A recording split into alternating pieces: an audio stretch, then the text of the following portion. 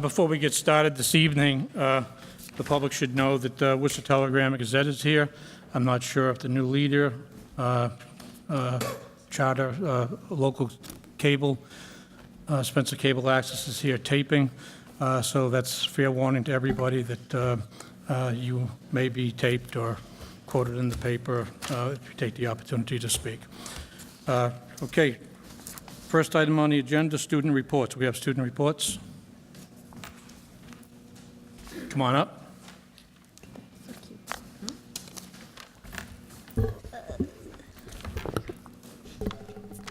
On November 26th, Trimester 1 grades closed. As a result, report cards will be sent home this Friday on December 4th. Recently, 8 students, 2 from each grade, were honored with breakfast and awards on November 24th for emulating kindness for our character education program called Student of the Trimester. Also, 41 students from all grades were acknowledged for being caught doing something good.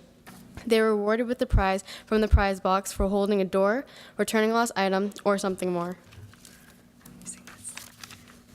Knox Trail peer leaders and National Junior Honor Society members were busy with volunteer work. They helped serve food at the Veterans Day dinner at the American Legion, held a food drive that collected a total of over 500 non-perishable food items, and unloaded goods for the food pantry at the Mary Queen of the Rosary Church. Peer leaders and NJHS also wrapped gifts at Dear Prouty High School for the Toys for Tots program. Yesterday, winter sports began. Basketball and cheerleading are offered to girls and boys of all grades. Winter track also started at David Prouty for 8th graders only. Thank you. Great job. Could we just have your name so that we can recognize you, please? Raquel Ortiz. There we go. Camille Carvalho. Camille, thank you very much.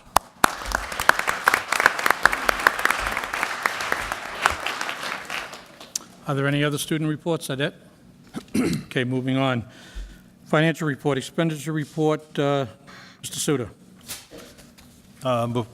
Before the meeting today, I handed out a list, it's a 2-page list of the proposed school committee transfers to be voted on tonight. So it probably makes sense that we go through those first, and then they'll be reflected separately on the expenditure report. So everybody a chance to find that.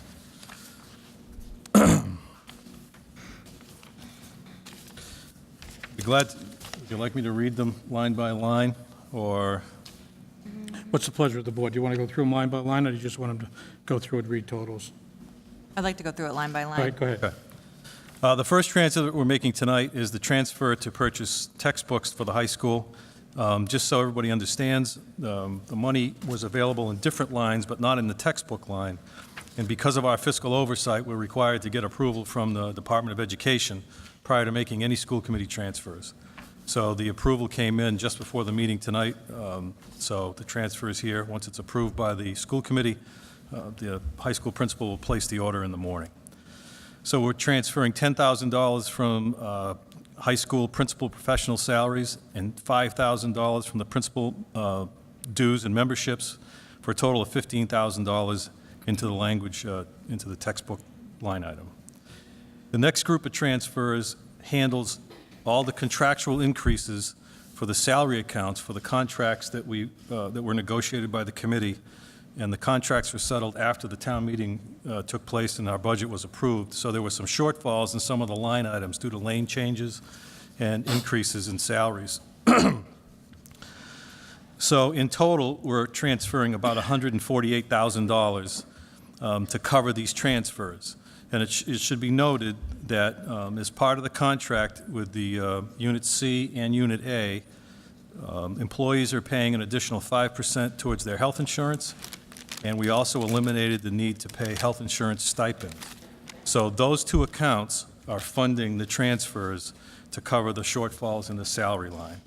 So we're transferring $40,373.72 from active employee health insurance and $108,000 from district health insurance stipends, and it's going into the following accounts. Wire Village School class teacher salaries, $35,528.64. Special education Wire Village classroom professional salaries, $7,220. Knox Trail clerical salaries, $187.16. Special education Knox Trail professional salaries, $58,344.78. Knox Trail Guidance Professional Salaries, $24,8250. Knox Trail Nurses Professional Salaries, $1,105. East Brookfield Elementary Clerical Salaries, $1,264.18. East Brookfield Classroom Teacher Salaries, $32,278.71. East Brookfield Nurses Professional Salaries, $1,105. Special Education Preschool Teacher Salaries, $852.11. High School Library Professional Salaries, $283. High School Guidance Professional Salaries, $2,868. High School Nurse Professional Salaries, $255. Special Education Clerical Salaries, $247.21. Special Education Summer Classroom Teachers, $4,168.13. And Special Education Summer Nurses Salaries, $184.30.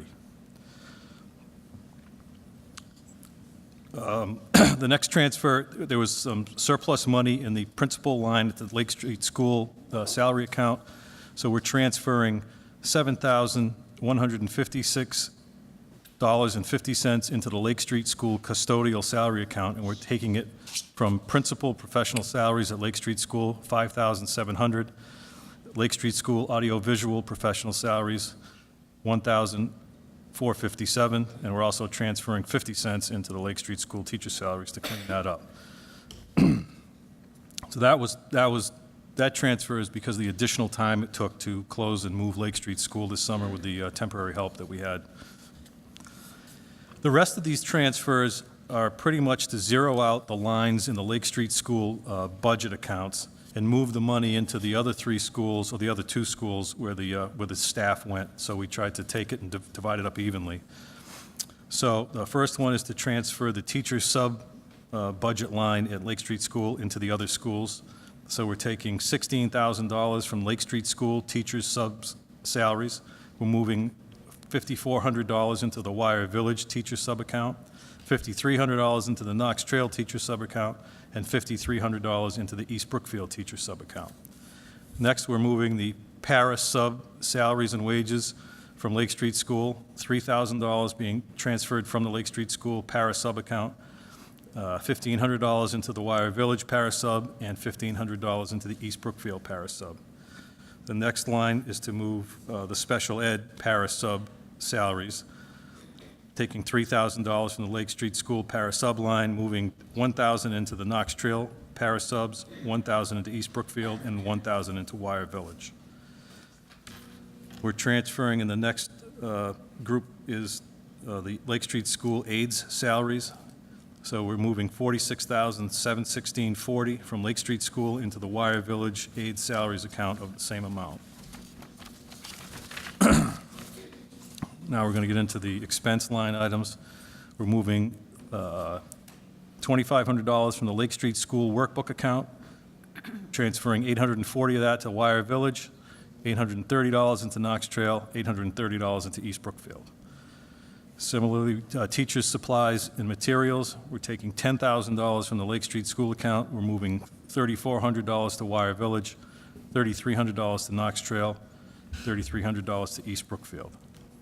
Audio visual supplies and materials, we're transferring $500 from the Lake Street School account, audio visual supplies and materials, $170 to Wire Village, $165 to Knox Trail, $165 to East Brookfield. Special education supplies and materials, we're transferring $1,000 from the Lake Street School supply and material account to the special ed Wire Village supply account, $340, I'm sorry, to the special ed Wire Village account, $330 to the Knox Trail special ed account, $330 to the East Brookfield special ed account. We're transferring $1,500 from the Lake Street School computer supply account, $500 to Wire Village, $500 to Knox Trail, $500 to East Brookfield. Lake Street School audio visual maintenance funds, $1,500. We're taking $15 from Lake Street, moving $500 to each of the other three schools. Lake Street School instructional software, we're transferring $900 from that account at the Lake Street School budget and $300 into each of the other schools' accounts. We're transferring $450 from the Lake Street School vision and hearing expense account, and $150 is going to each of the other three schools. And the last transfer is to move the health supply funds from Lake Street School. So there's $1,500 at Lake Street School being moved into each of the other three accounts in the amount of $500 each. So that cleans up the expenditure report. Members had asked to have the comptroller close out all the line items for Lake Street School. So with our next expenditure report, that will be done, and those items will be gone. Anybody have any question for the comptroller in regards to what he just went over? No? All right, thank you, Gary. Motion to approve. Motion by Vinnie, is there a second? Second. Seconded by Angela. All those in favor? Aye. Opposed, so voted. Next, Gary, discuss the logistics in the closing of Lake Street School.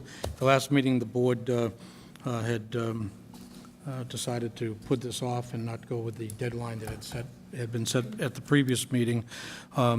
What can you share with us at this point as to how much time you need reasonably to finish what has to be done there and for us to be able to turn that school back to the town? On Thursday, we're renting a box truck, and we're going to start moving. Some of the staff in the district have tagged some of the items to be moved to their particular schools. So on Thursday, we'll move those items out of Lake Street School. We have a few other people who have expressed interest that work for other school districts. They'll come in and take what they want. We have some items that we have to move from Wire Village School up to Lake Street. We're going to do that Thursday as well. There's some additional desks and tables that'll go there. And then after that, I think it's, I've contacted Spencer, and we'll contact East Brookfield. They can come in and look at what they want. Most of it are student desks. I'm not sure that'll be any value to the towns, but we'll let them come in and look. And then the public can come and, you know, see if there's anything that they'd like to take beyond that. And then once that's done, I think we're ready to declare whatever's left as, you know, surplus and dispose of it. So I would say another a week, you know, another week and a half. So by the, Mid-December? yeah, December yeah, we need, 15th. this weekend we'll finish cleaning it, and the following weekend we should be done. Okay. So, yeah. Comments from board members, any thoughts? We need to set a definite deadline. Somebody want to pick a date? I think we're looking at least mid-December, or I don't know where that falls on the calendar. Check that. Yeah, so if we say, you know, Saturday, the 19th, The 19th. we should be done. Everybody good with that, or anyone have any other suggestions, or any questions or comments in regards to what Gary has told us? I have a question. Andrea? When, so we're saying that we'll be out on the 19th, so when would we be opening it up to members of the community to come in and kind of save us the disposal cost by taking stuff home with them? Right, I would say the weekend of the 12th, Okay. and before that. And our members, are you good with the idea that there's so much stuff over there that, just so that our disposal costs will be down, I don't think we necessarily need to or want to get involved with selling this stuff to the public. I would suggest we open it up, let any residents from Spencer, East Brookfield come up, and let them take whatever is left, whatever they can use, and it'll be less that we have to pay to dispose of. So if no one has any objections to that, then Gary will be able to operate under that premise. Heather, you had a question? Will the technology be first priority getting out of there? I know there's still smart boards over there. Yeah, that'll be moved on Thursday when we have the box truck. Okay. It'll I'm be- just they'll concerned be about moved. temperature fluctuations with the technology. The sooner the better. Okay, thanks. And I just want to say that on 2 weekends, we had Ed Messier, the custodian here at Wire Village, was able to get the community service program from the Sheriff's Department in to help us move furniture within the building and clean things up, and it was a great help because we've just been short-staffed, so thanks to Ed for doing that. So the chair would entertain a motion of December 19th as the final closing date, and then we'll notify the town and Give him the keys. give them the keys, right? Motion? So moved. Motion by Mike, second. Second. Seconded by Heather. All those in favor? Aye. Aye. Opposed, so voted. Thank you, Gary. Next item, MOA for band advisor position at Knox Trail. That did not get executed. The superintendent and the principal met with the union. We don't have that finalized yet. We'll move it forward to the next meeting. Next item on the unfinished business. All right, I'm sorry. Superintendent's report will be next. Thank you, Mr. Chair. First of all, I'm very pleased tonight to announce the two newest members of the administrative team. First, Mr. David Calligan will be the new assistant principal at Wye Village Elementary School. Mr. Calligan.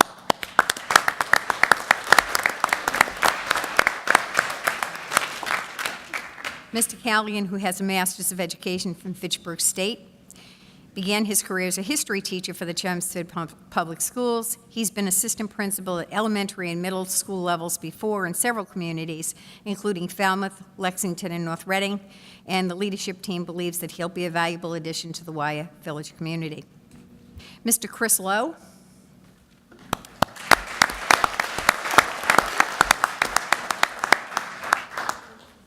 He has just this week assumed the position of assistant principal at the high school after working as an acting assistant principal for Southbridge Public Schools.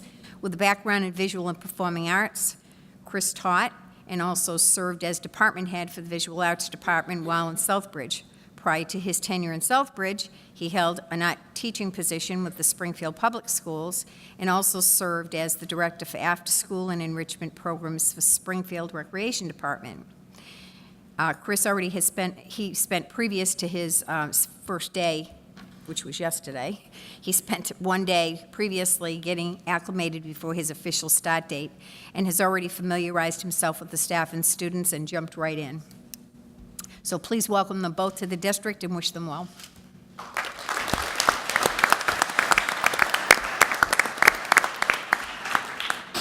Just as an update, I want to let the committee know the leadership team has completed screening candidates for the academic affairs position and expect to make a recommendation by the end of this week. In terms of the inspections, I've been updating you. Mr. Suter has informed me that we're still waiting for the reports from Michael Feeney on the air quality and also from Janet McKenna regarding the asbestos report. We expect them to be submitted to us soon. The MASC-MASS Joint Conference, I had told you that I would be attending, and I did indeed attend that conference for the Mass Association of School Committees and the Mass Association of School Superintendents from the November 7th through the 9th. The annual conference provides professional development sessions for school committee members, for superintendents, and also assistants to superintendents.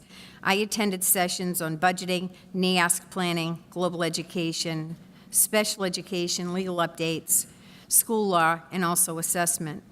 My assistant, Missy Farrow, attended Friday workshops on personnel functions and also procedures relative to school committee meetings. These sessions specifically were designed by the Council of School Committee Secretaries and Administrative Personnel. It was an excellent conference, and I would encourage school committee members to attend next year. On Monday, November 23rd, it was my privilege and honor to deliver Thanksgiving wishes and also welcome the second and third graders from Spencer East Brookfield to this auditorium for a book distribution. To honor the season of giving, author Nyla Webster donated a book for every member of the second and third graders in our district. Third graders presented books to the second graders in a show of the giving season. And that book was called The Mystery of the Hidden Room, and then third graders received their own personal books called The Gift of You, The Gift of Me. Students commented later, based on what both principals told me, that they loved being together and they loved learning about each other's schools. So it was another opportunity for the two towns' second and third graders to come together as one. Some meetings that I've had, I wanted to update you that over the past 2 weeks I've held numerous meetings with parents, staff, community members, and students. A number of parents have scheduled meetings with me to ask questions and also to discuss the district or individual concerns. Several parents and staff members met with me to offer some support and agreed to meet with me again to help move the district forward by working together on some of the challenges that we face.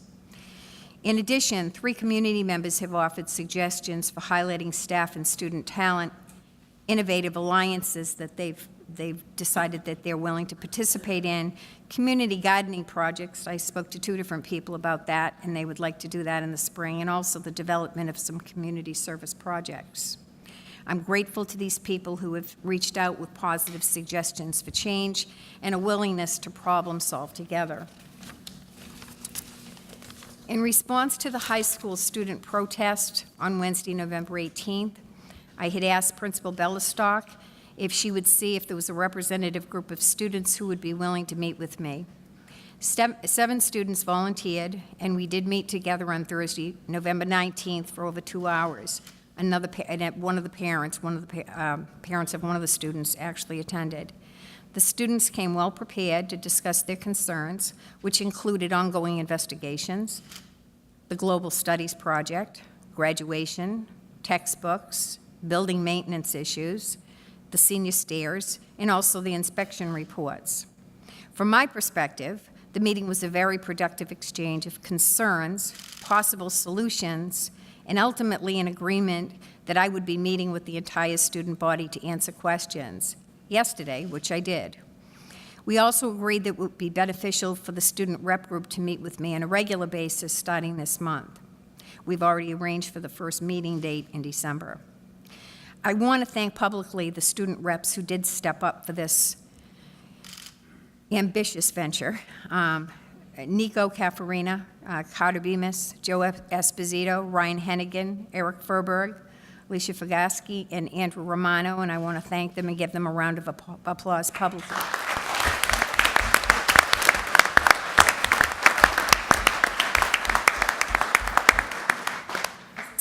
I think if these students are an example of the future of this district, we're in very good hands. So after thanking them and in closing, I feel strongly that these students have represented their fellow students very well, and they have a strong voice that can be instrumental in helping the committee move this district forward, not just the superintendent, but the entire committee. So I'd like to make a recommendation for the committee's consideration tonight. I would like you to consider establishing 2 student representative positions to attend school committee meetings in an advisory capacity so that they can serve as advisors to the decisions that this committee makes. Thank you. Thank you, Dr. Crow. On your last point, I attended the meeting with the superintendent as well with those 7 students, and as she said, we were quite impressed with the way they handled themselves and the way that they represented the cause that they were here for. And one of the issues that they brought up to me was that they would like to have a voice and be able to be heard by the committee and be able to weigh in on some of the decisions that are being made by the committee and how they affect them as students. So as chair, I am going to entertain that. We're going to bring a proposal back to the full board. We'll set some guidelines. They won't be voting members, but they certainly will have a voice and will have an opportunity to weigh in as we move forward as to what we can do to try to improve issues within the district. So I hope to meet with those students again at the next meeting in December with Dr. Crow and have a proposal at that point that we can go over, and then we'll be hopefully welcoming them on board with us in January. Anyone have any questions in regards to the superintendent's report? Okay. Moving on, now unfinished business. CDW reimbursement, Suda. So I went back and looked at the accounting I had received back during the summer when we requested the reimbursement. And back then, the balance in the account was $30,314.08. The check we received was $29,516.57. So there's a single or multiple purchases amounting to $797.51. I'm waiting for CDW to provide us with some sort of documentation on that. We don't have any records of it, and that's the problem when you purchase things and apply it to a retainer. We don't really have anything in-house that we can check it against, so I rely on them to tell me. So hopefully I'll have a response from them soon. Any questions? Moving on, next item, 2015-2016 grants, Mr. Suda. This is going to go quick. The treasurer and I have not had an opportunity to finish reconciling all the grant accounts and the cash through the end of November. So we're still working on that, and we'll hope to have that to the committee soon. Okay, I would say next meeting, December 15th, is like the last shot, because this has been requested several months now by members, so we'll expect to see that on December 15th. Next item, school choice account disbursements. Mr. Suda. I handed actually, it was emailed out to the committee members. You can see if everybody has that. I've given you an accounting of the school choice fund for the fiscal year that we're in. If everybody has that, you can see that we're budgeted to receive $333,000 from the state for school choice, for students that are choicing into the district. Thus far, the committee has approved a budget of $310,000 to expend from school choice. That's broken down, $100,000 for an academic affairs coordinator, $85,000 for assistant principal at Wire Village School, $30,000 for Wire Village teaching salaries, $15,000 for Knox Trail teacher salaries, $15,000 for East Brookfield teaching salaries, $15,000 for the high school teachers' salaries, and $50,000 for district-wide security improvements. To date, we've only expended $13,895 of the assistant principal salaries for Wire Village, and we have encumbered $20,932 in the district-wide security improvements account for the various items that we're repairing at the high school. So if we were to expend all those funds that we budgeted, we would have $445,000 remaining in school choice at the end of the fiscal year. Any questions from members? Questions or comments? None? Okay, moving on, textbook needs. Gary? The committee approved the transfer for the textbooks. I can give you a brief overview of what those textbooks, what they were comprised of, if you're interested, but they were various, I It- think we're all set. yeah, there were various Chairman, I think we beat this. advanced to death. placement Yep. textbooks. Okay.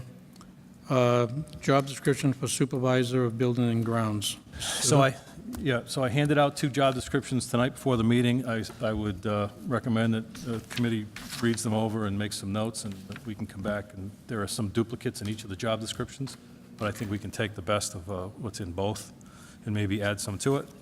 And So members could take a look at that, and that will be an item that will be on either our next workshop or our next school committee meeting. Okay. Fair enough. Next, stabilization fund, request for $100,000 to use for extraordinary repairs and transfer money from supplemental reserve account. Suda.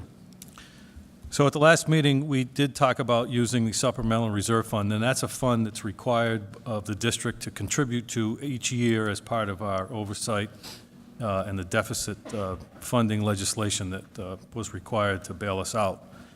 So currently, we have $358,000 in that account, and I think the committee was looking to take $100,000 from that. In order to spend that money, we need to get approval from the fiscal overseer, who then needs to recommend it to the Department of Education. I did have a discussion with the fiscal overseer, and he in turn had a discussion with DESE, and he doesn't feel at this point that there's an appetite for them to allow us to spend that money just yet. So we did take the textbooks tonight from funds that we already had in the budget, so we don't need it for that. But we will still pursue the ability to use that money as either part of the budget process or for capital needs, in the future. Any questions or comments in regards to that? Mr. Chairman, Mr. Cludier? so we had discussed that we were going to utilize, we were talking about potentially utilizing those funds for the doors that we were going to have replaced. So if that's not the case, then I think we need to move ahead with getting the bids in for the doors so that we can move forward with those. And, I'll certainly make a motion that we take it out of school choice at this point. Okay. Anyone else have any comments? Or Heather? I thought we budgeted $50,000 for capital expenses this year. Isn't that for the doors? Yes, that's what I'm saying. But Okay. what I had said, my comments were at our last meeting was, why take the $50,000 out of school choice when we have this supplemental Okay, I got it. reserve fund? If they're not going to allow us to use it, all I'm saying is that we've already, set that money aside. Let's not, We have the money. It's let's just- get it done. Yeah, right. All right, anyone else on that?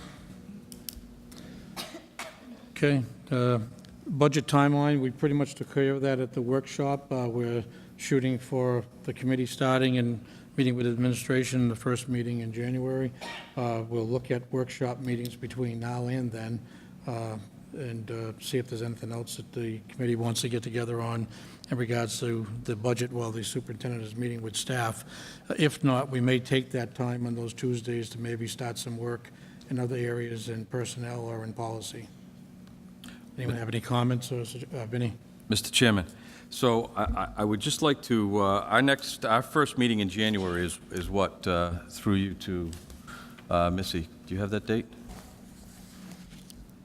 The 5th? It's 5th? Okay, so January 5th. Could we get the budget ahead of the 5th? I know this is going to be a preliminary working copy of a draft budget, but it's going to be a very large document. Can we all, be able to pick up our budgets 3 days ahead of time so that we can have it before the meeting so we can go through it on our own? We're not looking for, I want to make sure that the administration's understanding, at least where I come from on this, I'm not looking for a budget presentation that evening. I'm not looking for the big splash and all the PowerPoint presentations. I'm looking for a document that we can start rolling up our sleeves and working with. That's all. That's what I'm looking for. We will do our best to get it as soon as we can before the 5th. Okay. Yeah, the superintendent just reminded, we don't come back until the 4th from vacation, but there'll be some staff working, but I share your concern, and we'll get as much, if not the whole thing, together as soon as we can before the 5th. Okay. Moving on, new business, we have donations. You see the list of them there. What's the pleasure of the board? Do you care to have everyone called up individually to explain them, or do you want to just have me read them off as to what they are? Just read them off. All right, to have a donation for $700 from Life Touch, that was from Knox Trail. If the principals or anybody, if you have something important you'd like to say about it, by all means, come on up. You received a $10 donation from Just Give for Knox Trail. Technology donation to grade 5 from PAG at Knox Trail. The Bose speaker donation from Knox Trail. Jody, why don't you just come up and just give us a quick overview on those? This way you only have to make one trip up instead of 5. Wonderful, thank you. So the Life Touch donation is basically a profit check from all the, I guess, the pictures that were purchased on that day. It's new to me, but it was great to get, so, and it said right to Knox Trail. The Just Give, I think it's part of a college student incentive program. So someone anonymously who went to Knox Trail is part of this incentive program. And that's what all it said in the description. And the technology donation, so PEG fundraised money through the magazine drive, and yearly they tend to donate a percentage of that money for technology enhancements in the classroom. And this year it happened to go to the grade 5 teachers because we acquired them this year and they needed some help. We got 3 Mimios, which is an interactive lesser grade smartboard where kids can actually go up and using an infrared pen and do some activities just to motivate them to pay attention and things like that. And that can't run without an LCD projector.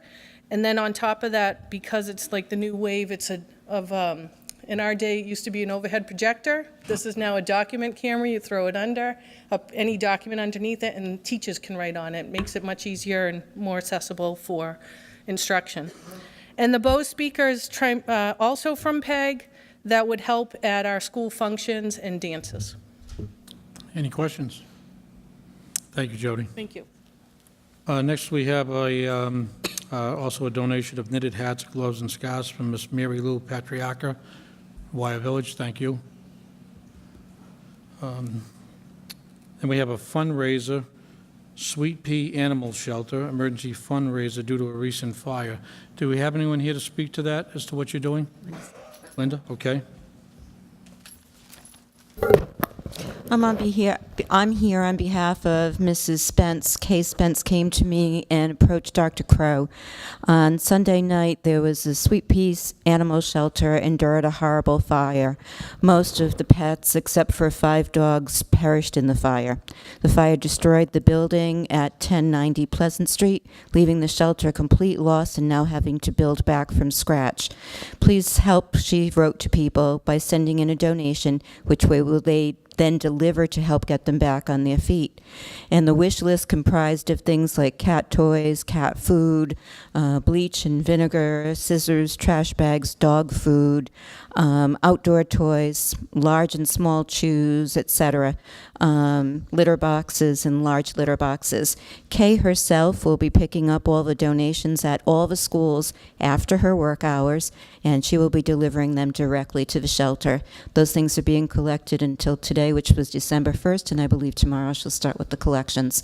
So she did approach Dr. Crow on that, and our heartfelt thanks go to Kay, because her heart is definitely with pets in any way she can help anyone. Thank you, and we appreciate you doing that. Next, personnel report. I'm sorry, Vinnie? Motion to approve all of the donations, to accept all the donations and approve the fundraiser. Motion to approve and accept. Is there a second? Second. Seconded by Mike. All those in favor? Aye. So voted. Personnel reports. Members had a copy of personnel report in your packet. Any questions? Not moving on. You also had an enrollment report. Any questions in regards to that? Could Mr. Chairman, Yes. through you to the superintendent, could we just confirm that number, Dr. Crow, of VOC, the vocational education enrollment number? Yes. If we could just, I'm sure it's probably accurate. And it's great if it is. I would just like to confirm it, that's all.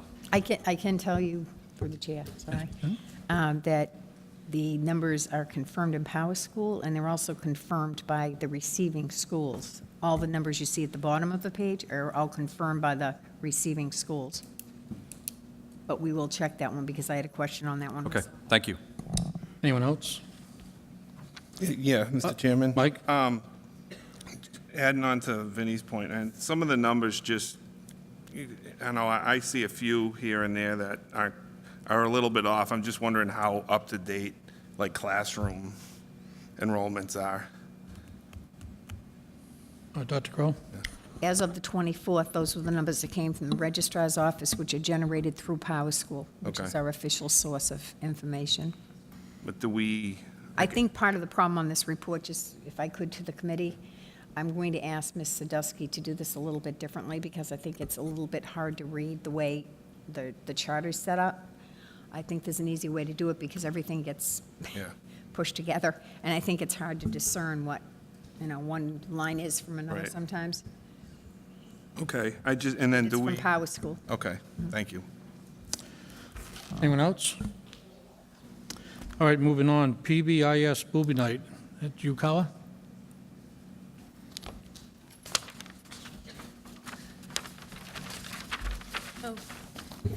Want to speak?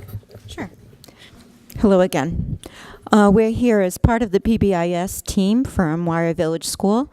We've had some regular meetings, and one of the things that we've talked about is inviting in parents more frequently and having them be a more integral part of our school, especially if it's an enjoyable event. And we talked about, and I realize this is kind of last minute, but having a movie night in our school and showing the Polar Express. This is something that we would be handing out, available to all staff, all the families that we could fit in the auditorium. And we had tentatively scheduled for December 10th from 6 to 9 p.m. This would not be a fundraiser. In fact, we'll talk to you a little bit about the funding that we have, with an only nominal charge for adults and students to attend. It would be the movie, it would be hot cocoa, which we've already talked with Robin about, and a little trinket that I would be also offering to do as a donation. A little trinket for each student who does attend would be a donation on my part.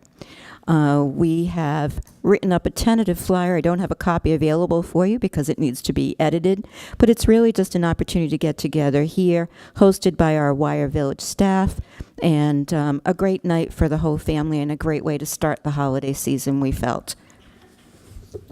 So in addition to offering the Polar Express movie night and the cocoa and cookies, we'll also use the opportunity to talk about PBIS and introduce families to PBIS, to provide them with more information about the events that are occurring in school during the school day, and also to bring parents on board with bringing that home for students as well. Any questions? If not, a vote to approve. Motion to approve. Motion by Heather, seconded. Second. Seconded by Vinnie. All those in favor? Aye. Aye. So voted. Thanks, both of you. Thank you. Next item, motion and vote for MCAS versus Park. Dr. Crow. A notice came out from the Department of Education that we must notify them of our intention to take either Park or MCAS in the spring. As you know, as I let you know at the last meeting, the commissioner has vowed to create an MCAS 2.0, a second version of that. And I would also refer to the principals, because the principals participated in a webinar about the challenges of administering the park for the schools that have not done it before. And one of our concerns is that we will not be in a position to do that. We will not have enough devices primarily. And, knowing that we will need the broadband, we need the Wi-Fi, we need the devices, and the students need to be trained on how to do that, to take that test. Our recommendation is that you vote that we do the MCAS again in the spring. Any questions or comments from members? I agree completely with the superintendent. I think that's the best decision for the district right now. I know how much time it takes to prepare for Park. I went through it last year in Leicester, and I think right now we're under time constraints, and with the Park test going away, I think it's the best decision for the district. Can I Thank give you. an example? Just for the Yeah, audience. Dr. Crow. Just for the community, so you understand why we're staying with MCAS. We do believe that Park has some incredible advantages in terms of the type of testing that it is, because it's much more relevant kind of testing. However, everything is online. Everything has a finite limit on time. And students have to learn how to use the accommodations on their devices in order to take it. But specifically, I can give you an example that Ms. Barassa told me from Knox Trail, and that was that just for her school, an all grades test at Knox Trail, 5 through 8, some with 3 tests, some with 2, multiple days. When she did the formula, I don't want to try to misquote the numbers here, but I believe it was over 20 days of testing for the building, which pretty much shuts the building down. And she would need 75 devices for all 20-something days, nonstop.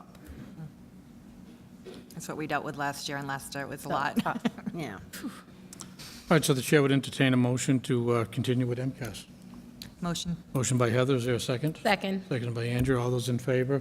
Aye. Opposed, so voted. Thing. Dr. Crow? I was remiss in not mentioning this and getting it into my report. I was notified by the Department of Elementary and Secondary Education that congratulations are in order for Knox Trail. They still have it as a junior high school, but the middle school, and David Prouty High School, because they have met the Massachusetts School Breakfast Challenge. This was launched in March of 2012 as a statewide competition among schools and districts to increase and sustain student participation. And they indeed sustained it and increased it by 35% in each of those schools. So that's phenomenal. Great job, both of you.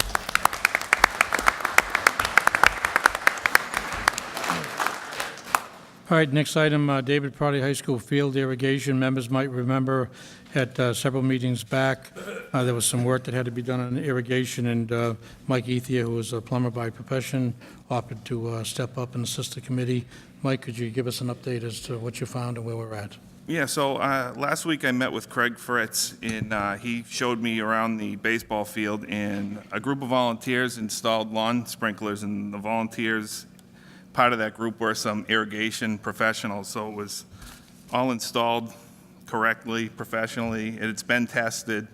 The district's end of it, what we need to do is we need to get a plumbing contractor and an electrical contractor in there to finish up the work, install a backflow preventer to connect it to the building.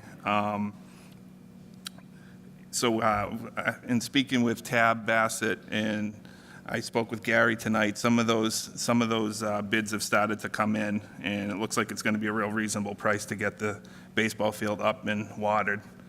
So I guess a little bit of housekeeping on our end. This was a process, I guess, that was over a year to do this, and it had never been approved for the contribution. So I guess I'd make a motion to accept the materials and stock that were donated by this group.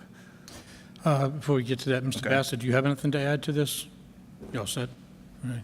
Any questions, comments from members of the board in regards to this? I have a question. What, Andrea? do you know what the reasonable cost is about? One of the, I don't have it in front of me, one of the bids was under $2,000.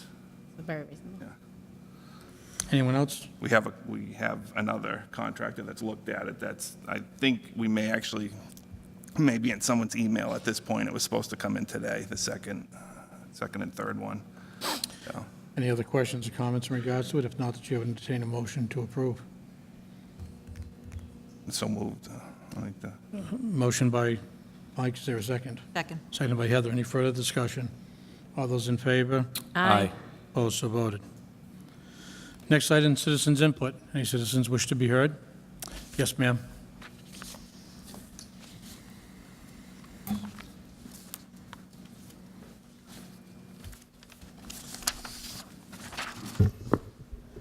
Thank you for allowing me to address the school committee tonight. I would like to express what I hope will be a productive response as to how I, along with this committee, the teachers, and most importantly, the students of David Prouty High School, can come together and get the job done that Carter Bemis has so courageously expressed at the last workshop meeting here at Y Village School. Carter was absolutely right when he said that this is his school and he and the entire student body want it back. This his decision to have the sit-in every day until something is done to improve all the destruction that is presently existing shows that this student body will get the job done that no one else can. These kids not only have the right to insist on change, but they deserve to be heard and accommodated as to their requests. I am requesting every school committee member here tonight to stand alongside of these kids. Put your best foot forward to help our kids get the best education we can give them, the books they need to achieve in AP courses, the incredible show chorus back, the student council, and all the other educational ties that have been taken away from them. Turtle Boy has done a tremendous job at getting accurate information for all of us to see. We now have some facts, so let's show our kids that we are with them in this fight. I am requesting our school committee to stand up right now and walk off that stage in support of our kids. I am requesting all of you to step down and leave the dictators up there to work alone. Your voice is never heard. It is only when you say aye when a vote is taken. This is not about the kids in the eyes of this committee. It is about covering their own mistakes and misjudgments of funds. Please do not support them. It is very obvious that you are shut down whenever you attempt to speak. So why not stand up for our kids and walk away from the committee and become involved in the real fight to get our school system back to where it was 5 years ago? The choice is yours. Being on the committee should be an honor, not a shameful mistake. Take pride in yourself and show our students that we are all about them. This is their school, and they want it back, and I think we should all make it happen. Thank you.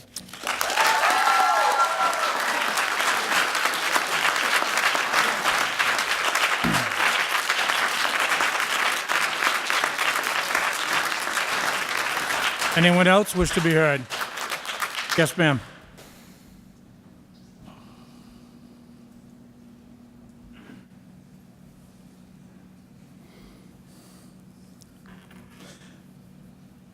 please give your name. And I will. Linda LeBear, East Brookfield. Just a couple of questions. Throughout my career here at David Prouty, I'd been to a lot of athletic events, and there usually was only one police officer. So I guess my question is, why are there 2 police officers here tonight for a school committee meeting? I know you can't answer it. And seriously, I don't mean to be rude about it, but I'm just wondering what the cost would be. Well, I'll keep you from wondering. Okay. It was a request that was made to us from the police department. Okay, that's fine, Kevin. That's fine. I do have another question, too. I know in the past that FlexCon has contributed quite a bit to the school district, and I was wondering if any of their contributions could be made public. And the reason why is I have heard a rumor, I'm sure it's a rumor, but that's why I'm asking now, that the China trip has been sponsored by FlexCon. Correct, rumor. That is a rumor. Correct. Could we have a list of the public donations, or the donations by FlexCon? Could that be made possible? Dr. Crow. I can tell you that the committee accepted a donation at an open meeting one night for $550 from FlexCon. That's what they donated as seed money. And can we find out what that was for? It was for the T-shirts that we gave as gifts when we went. Okay. Okay. So T-shirts for where? It's for our staff here, as well as the Chinese educators in the exchange. Can I speak? So we're clothing people in China? Excuse me one second. Can Andrea? I speak? This is one she needs. Andrea? Since I went, I'd like Okay. to explain. Firstly, I believe that FlexCon hasn't actually given a donation in quite a few years. This was a first gesture, and we're hoping that there'll be many more to come.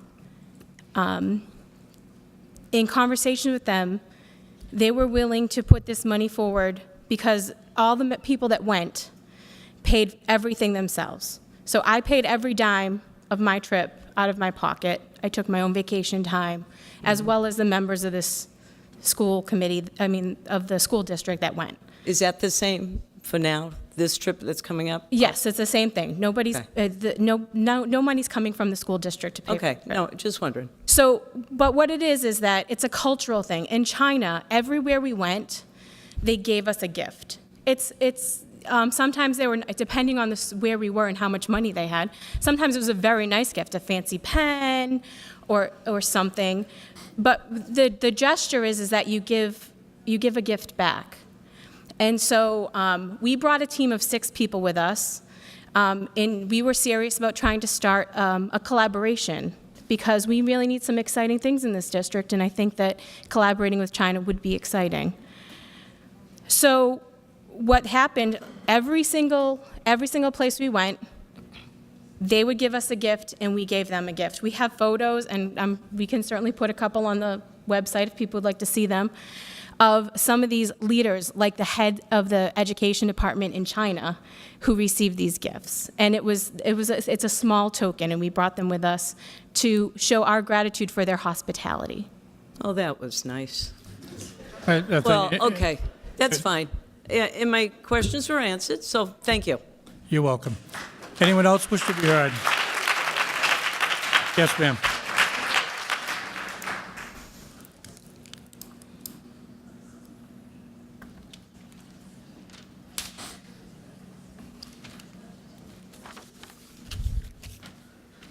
Sherry Duquette. I have a statement from Christina Reeves, the Assistant Marching Band Director. I would like to make a statement on behalf of the David Prouty Marching Band and the Band Boosters Organization. It is my understanding that the school committee was given information in regards to the boosters' use of the high school cafeteria for the Taste of the Towns. I'm sorry, could you just speak up? I'm having difficulty hearing you. As you know, we did not require a cafeteria worker to be present the night of our event. We have no need to utilize the kitchen facilities, nor did we use those facilities. Water was brought to the school from a member's house to use for the coffee makers. We plugged the coffee makers into the wall plugs located between the teacher's lunchroom door and the kitchen entrance. At no time did we use the outlets for the line. Also, the doors to the kitchen were shut and locked the entire time we were in the school. I did not have someone come to unlock the kitchen for us. I heard that someone did go into the kitchen and leave a mess, but I assure you that that was not us. We left the cafeteria as we found it, cleaning up all of our trash and leaving it in the 3 bags neatly by the trash can for the janitor to dispose of. There were many activities taking place at the school during that homecoming weekend, and many people in the school. I am not questioning whether or not these problems did occur. I want you to know we did not cause these problems. I do wish that either I, meaning the assistant marching band director, or the high school administration had been contacted at this matter so that we could have cleared it up right away. I respect your new policy of requiring a kitchen worker anytime the cafeteria is used by an organization. However, this requirement will be a huge burden for us. I have been told that the cost would be about $160 to hire someone for our event. That is money that we will not have to help support our band program. It leaves us in a bind. We will either have to seek out a more economic alternative location and move the event away from the high school, or pay the additional expense and have less to help supplement the needs of the band. Thank you. Thank you. Anyone else wish to be heard? Yes, ma'am.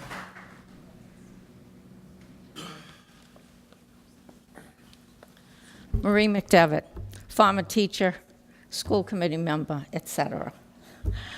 I'm so glad to see tonight that you brought on some student members to the school committee, because years ago when I was on the committee, it was always a policy to do that. I was here at a meeting a couple months ago, and there was a student in the audience that got up because of his music program that wasn't going to be able to be continued the way it had been. These kids get one chance only. And we, the citizens of Spencer, want them to get that chance. Thank you.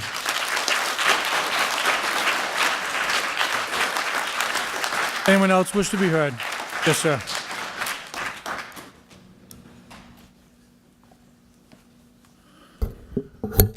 Mark Duke, Spencer. You know what was really exciting in this district? The band program and the show choir. We had the excitement in this district. Like it's already been said, you know, the bottom line here, in my opinion, is the students. And if I don't have all the facts straight, and this has turned into a mass confusion to me. I've been trying to get facts because I believe facts is what gets results, but I can't get them. And we don't seem to be getting answers. You know, I've had written up things for the past, and I wrote one up for today, and I'm hoping that you'll listen. You know, these are good kids, all these kids in this school, and they're exercising their constitutional rights and what they did on the sit-in, speaking up for themselves. I'm proud of all these kids for that, which I know everybody here is. But you and all of us should be proud of their achievements, proud to have them representing this school, your school district, proud of their accomplishments. You should want them to continue to thrive in their passions and strive towards their goals. They were winning awards and competitions in their first year of competing, the show choir I'm talking about. They were invited because of their achievements to the State House to perform. I mean, I'm sure a lot of you might remember this picture. Now, how beautiful is that? This is what's exciting to me. in this school district that is no longer available. And I don't know why.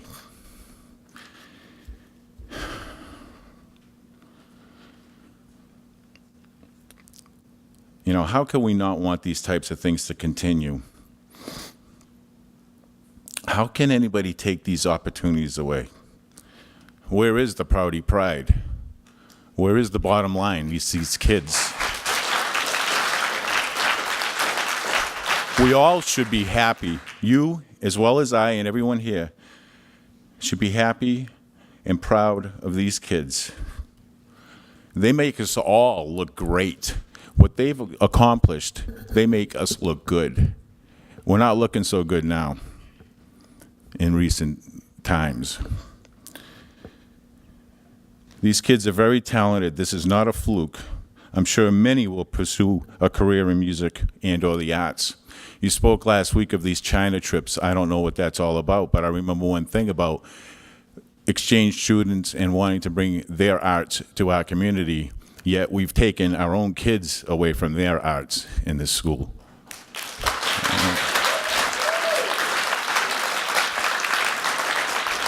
And I don't understand how anybody can tamper with the possibilities of the outcome of their future. How dare you, or anybody, take away their right to be creative and follow their dreams? You don't have the right. Somebody needs to step up and swallow their pride and ego or whatever is driving this and do the next right thing for the sake of these students and their future. Like the woman before me just said, they only have one shot at life, just like all of us had. I believe that when I went to school, I had a fair opportunity for my shot at life. To take away their creativity and their dreams, to me, there is no justifiable reason. What school is about is them being everything they can possibly be. That's what this country is about. This is what our country was based on, these type of things. And I don't understand all the politics and the legalities of all this situation, but I can't stand here and believe that it is snowballed into this ball of confusion for everybody. And the bottom line is these kids are losing. And they're losing right here and right now.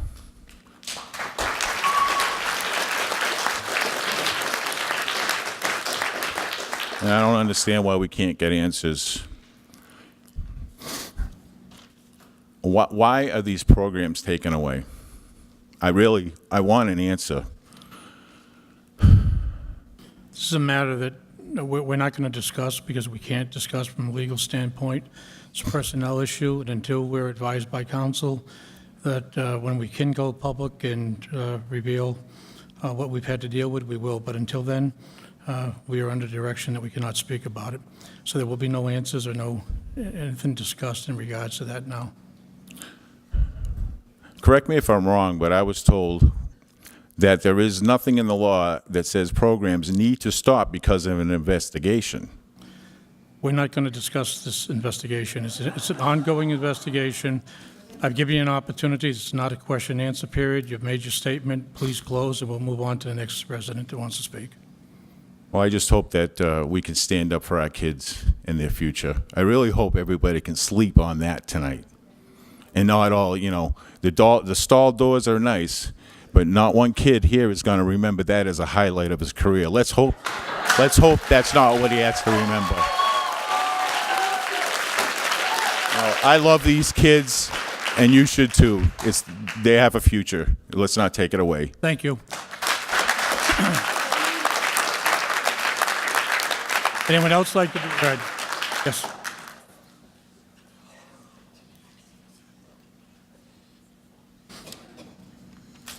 Hello, my name is Abigail Meyer, and I am a senior at David Proudy High School. He actually brought up a point that I'm actually kind of wondering about because we have honor societies at our school. In specific, I'm going to address the Thespian Honor Society and the Tri-M Music Honor Society. Because of said investigation, the teacher who was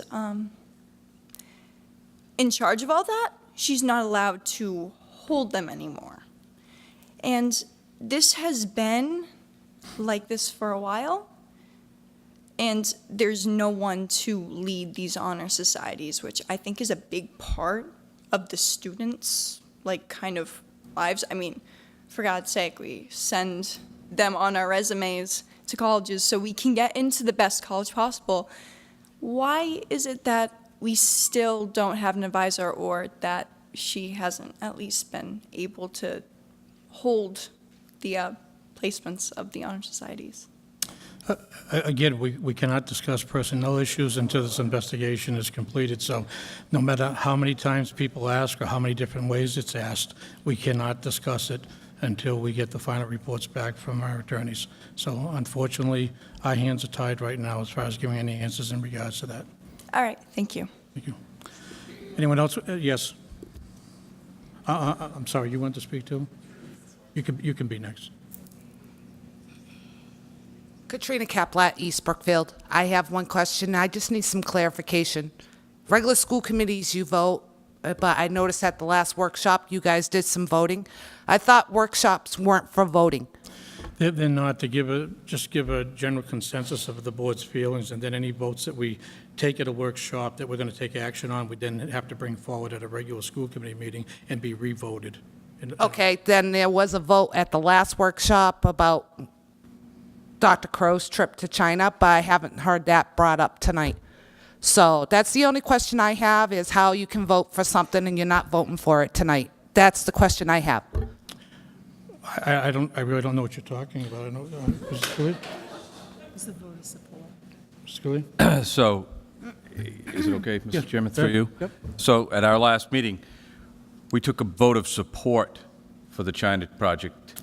This is not something that even should be before this committee. Professional development does not come before this committee, and we don't vote on it. All it was a show of support from the board. That's it. Well, the way it was brought up, it was like a vote. So that's why I just wanted some clarification. Actually, the motion, and if you want a copy of the minutes, we can certainly get that for you, was a motion of a show of support. It's exactly the way the motion was worded. Okay, thank you. Yep. You're welcome. You want to read?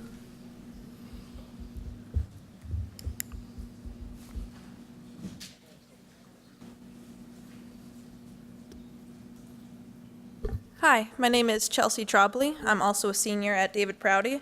Regarding this meeting, I had a couple concerns. The textbook needs and the enrollment reports were not explained to the public, though regardless of the publicity of these reports, I do think it is always nice for the school committee to explain them, as some people may have confusion to the numbers, as you guys did tonight, and it's always nice to get a good explanation so that the public is informed. Regarding the programs, I am worried about the fact that there hasn't been a lot of work to fill the positions that are posted. I don't know if it's possible for some of the positions to be reposted as temporary or an interim, but I hope the school committee will look into that and will look into possibly putting something temporary in here. These programs are needed, absolutely. They're important to the high school, and the students need them. Thank you. Anyone else? Go ahead.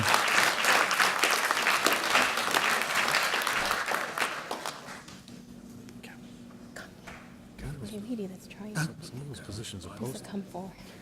Yeah, we'll answer. I think you had a chance to speak.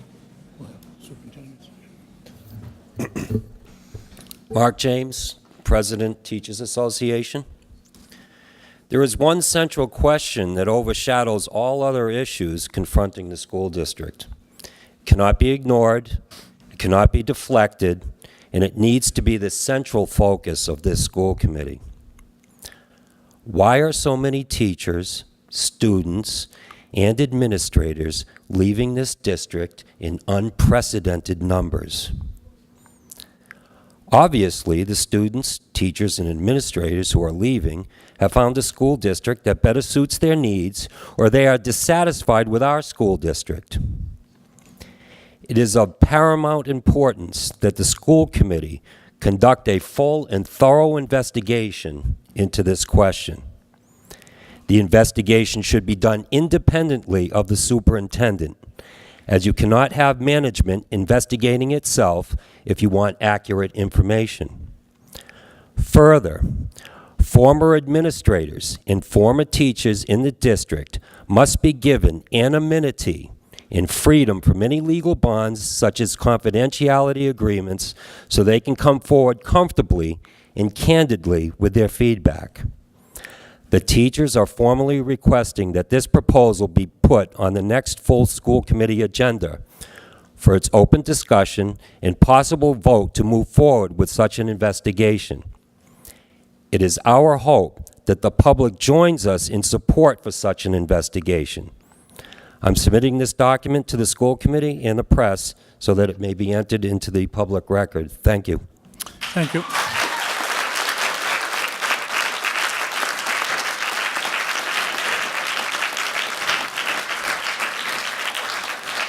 Anyone else wish to be heard? Yes, ma'am.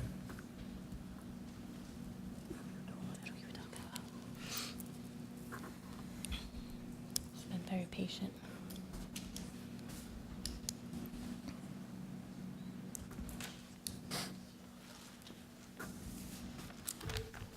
My name is Elizabeth Fleury. I live in East Brookfield. And coincidentally, today is a global day of giving back to our communities and charitable causes we care about. And this is one cause that I care about. I live in East Brookfield, and I was a resident of Spencer until my husband and I moved to East Brookfield 6 years ago. I would like to share with you my thoughts and concerns and why I am so passionate about my hometown. And I'll just give you a brief history in case I don't want to bore you, but anyway. I attended St. Mary's Parochial School, then on to the old David Prouty, graduating in the class of 1961. My family has long been involved in Spencer's history. We were taught early on how important it was to serve and support our local community. I was always proud of being from a small New England town where everyone knew their neighbors. Both of my grandfathers were selectmen. My uncle was chief of police. My dad was the fire chief and a member of the school committee, serving when the former Lake Street School was built. My mother worked in the cafeteria at the present high school. My siblings and I attended a high school that encouraged and supported the students to excel in all aspects of their education.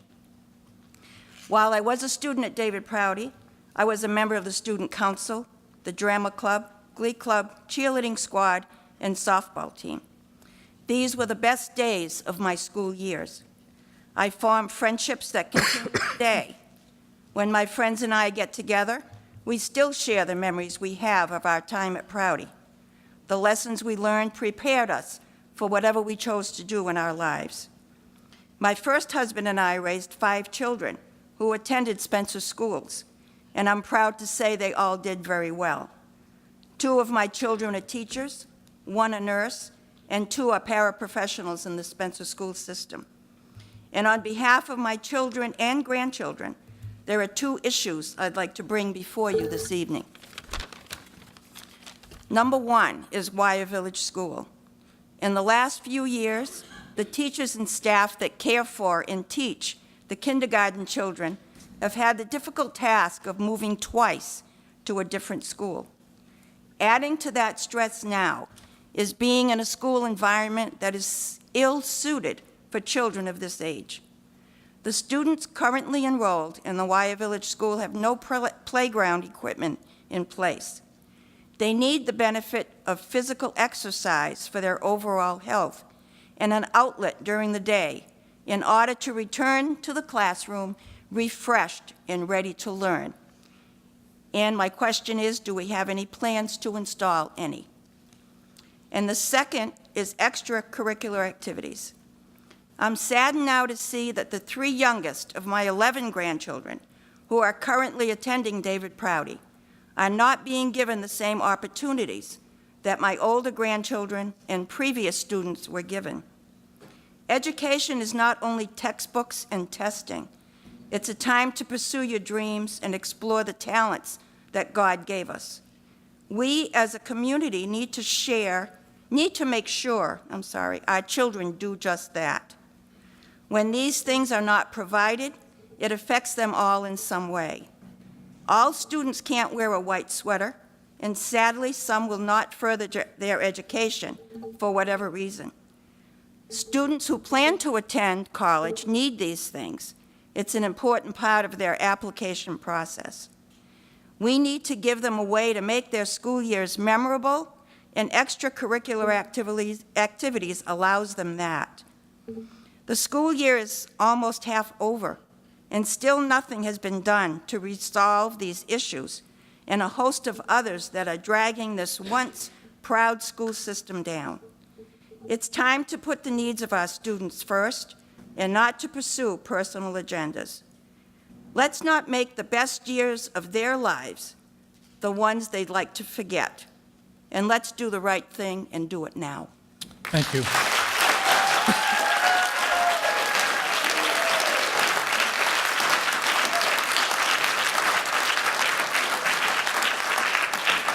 Anyone else wish to be heard? Yes, ma'am.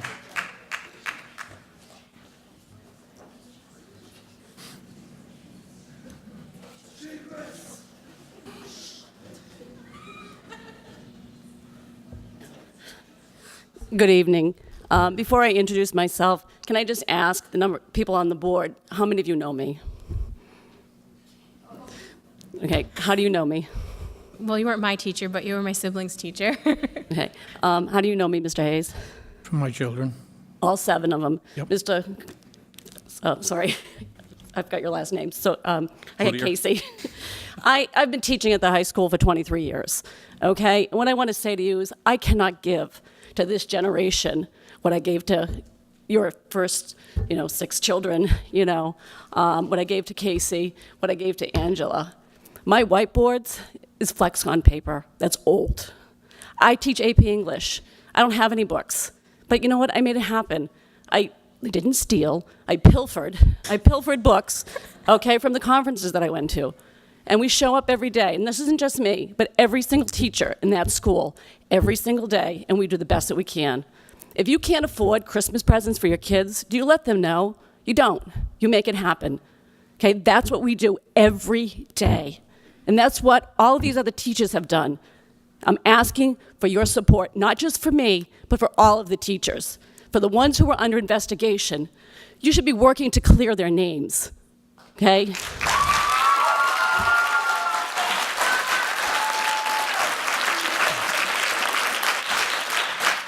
Because they showed up. And as I said at the last meeting, I've gotten more pink slips and paychecks in my day. We're used to not having money. And so then they go and they do fundraisers. And I'm tired of it, okay? Because the first people they come to are the teachers. And you know what? Some days it would be cheaper for me to stay home, okay, than to come to school. I've got closets, full of candles and candy and freezers full of cookie dough that I'll never use. All right? I'm asking for your support. And if you can't give us resources, if you can't give us the money, and we're trying to do it, we're doing the best that we can, but we'd like a little respect and appreciation and gratitude.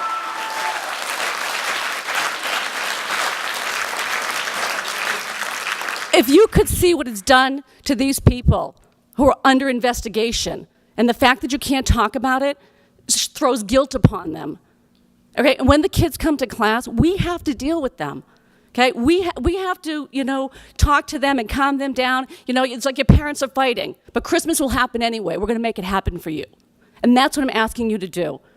Right? Last year, we had a teacher who was assaulted in her classroom. She went to court. She was there by herself. There wasn't one person from this district who stood next to her. We want support. We will do it. All right, we'll do the fundraisers. All right, we'll steal books. I'll use Flexcon paper that, seriously, I cannot erase. Okay, but I need your support. We need your support. We cannot give to this generation what we gave to the other one. I'm getting the next generation. I had parents on parents' night, and literally I was in tears. And I'm looking at these kids, and it looks like their dad from 20 years ago. And I'm not the same person. I can't be. Because you're not supporting us. This does not need to be a fight, right? We're in this together, okay? Please step up and help us.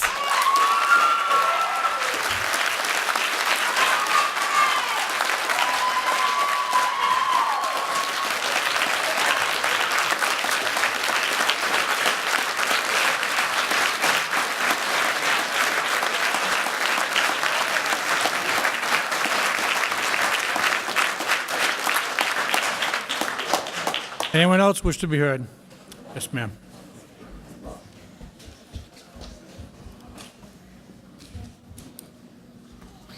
Hi, Elaine Dukes from Spencer.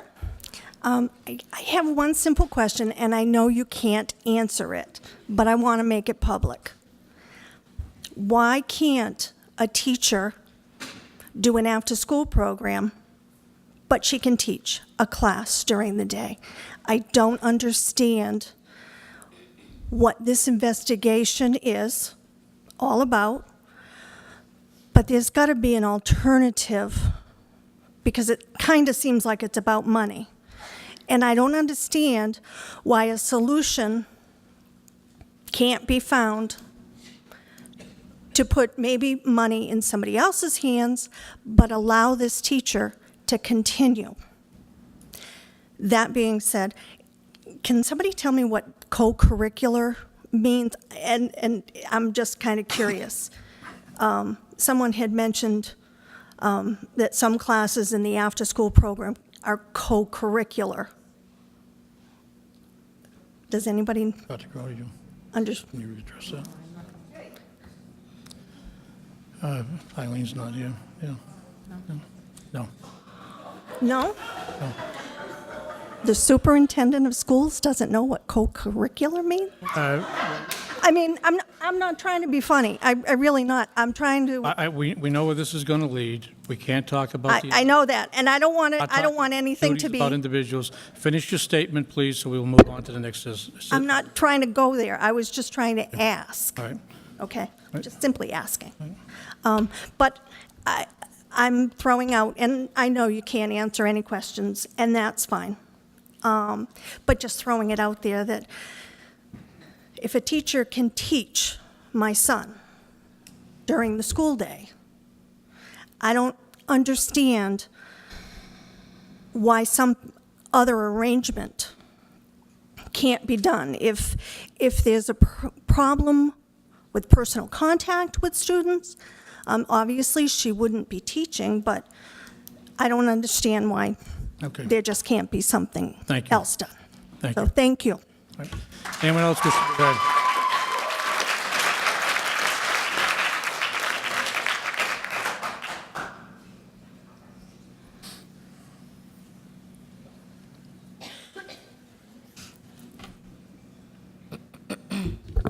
My name is Rebecca Young. I am a junior at David Prouty High School.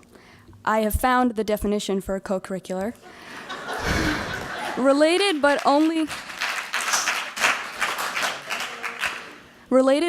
complementary to the official curriculum as a civic or service activity outside the classroom.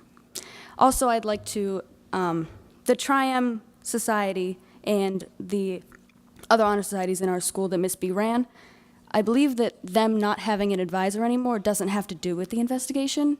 It's just why hasn't her place been filled if obviously she can't fill it? Let's move on. We're not going to answer questions. Move on. Make your statement. Okay. Thank you. Thank you. Anyone else wish to be heard?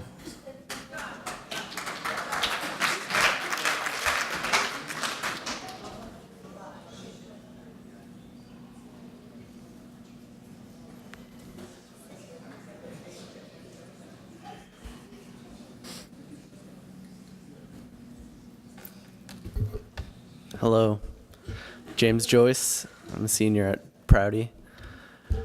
I think the point that we're all collectively making, the main point is the kids at our school aren't being treated well. We're not being allowed to do anything. We can't breathe in most of the classrooms because the asbestos problem, mold, whatever it is. And but we're trying to go over to China and like just get involved with their schools over there when we have a lot of problems over here. And I think a lot of us are trying to understand why, because it doesn't really make much sense. And also, just a separate thing that I figured out, the joint classes that we're going to try to have with China won't really work because they're kind of 13 hours ahead of us. So when we're in school, they'll be asleep. That's just an extra thing I had to bring up.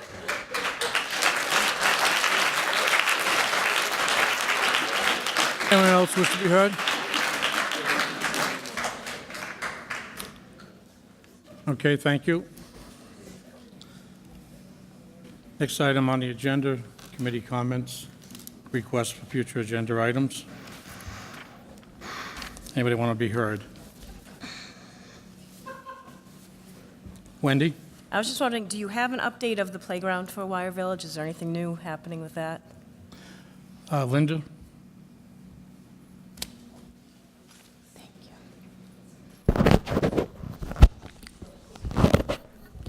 Well, if you're talking about the equipment that was currently at Maple Street and then got moved to the other school, et cetera, no, I don't have any new input on that. As far as anything else, we do have a neighboring community I intend to speak with to discuss the playground that they had built there.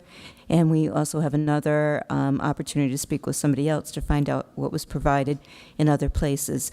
However, anything that would have anything to do with the playground would have to go before a school committee for approval if there were anything to be done.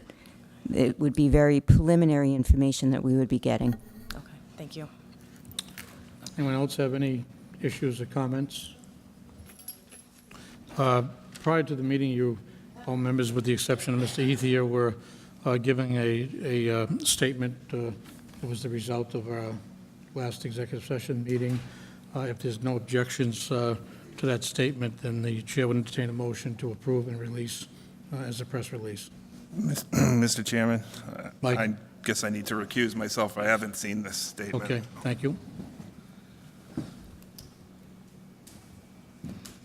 Mr. Chairman, I have no objection, and I certainly approve the release. Motion to approve, is there a Document. second? Second. Seconded by Angela. Any further discussion? All those in favor in a roll call vote. Heather? Aye. Vinnie? Aye. Angela? Aye. Wendy? Aye. The chair votes aye. No other comments or requests for agenda items? Motion to adjourn. So moved. Motion by Vinnie to adjourn, second Second. by Angela. All those in favor? Aye. Opposed? Aye. Voted.